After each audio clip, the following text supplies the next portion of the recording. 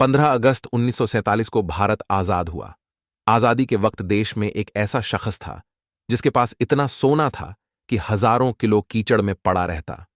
उसके पास इतने मोती थे कि अगर चाहता तो लंदन के पिकैडली सर्कस के सारे फुटपाथ उन मोतियों से ढंक देता। वह शख्स न सिर्फ भारत बल्कि पूरी दुनिया का सबसे अमीर आदमी था। नाम था मीर उस्मान अली खान। हैदराबाद के 7वें निजाम।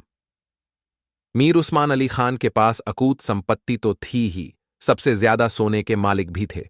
फाइनेंशियल एक्सप्रेस की एक रिपोर्ट के मुताबिक मीर उस्मान अली खान के पास 100 मिलियन पाउंड से ज्यादा गोल्ड था, जबकि 400 मिलियन पाउंड के आसपास हीरे, मोती, माणिक्य और दूसरे गहने हुआ करते थे।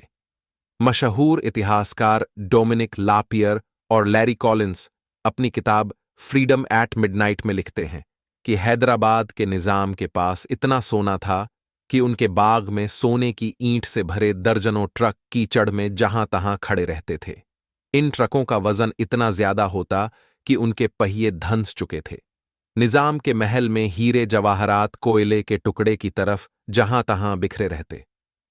उस जमाने में उनके पास इतने मोती थे कि चाहते तो लंदन के मशहूर पिकैडली सर्कस के सारे फुटपाथ उसे ढंक देते।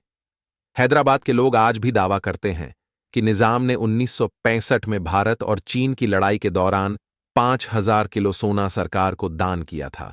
उन्होंने बस एक गुजारिश की थी कि जिन बक्सों में सोना भिजवाया था सरकार उसे लौटा दे। द हिंदू की 11 दिसंबर 1965 की एक रिपोर्ट के मुताबिक लाल बहादुर शास्त्री जब हैदराबाद आए तो निजाम ने एयरपोर्ट पर उनका स्वागत किया और दोनों के बीच कुछ बातचीत हुई। इसके बाद उसी दिन शास्त्री ने एक रैली को संबोधित किया जिसमें उन्होंने निजाम को नेशनल डिफेंस गोल्ड स्कीम में 4.25 लाख ग्राम सोना निवेश करने के लिए बधाई दी।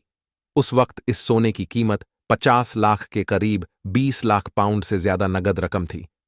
फरवरी 1930 में मशहूर टाइम मैगजीन ने निजाम को दुनिया का सबसे रईस शख्स करार देते हुए अपने फ्रंट पेज पर छापा था। निजाम की अमीरी का आलम यह था कि वह 280 कैरेट के बेशकीमती जैकब हीरे को पेपरवेट की तरह इस्तेमाल किया करते थे। निजाम मीर उस्मान अली खान को भारत का पहला खरबपति भी कहा जाता है।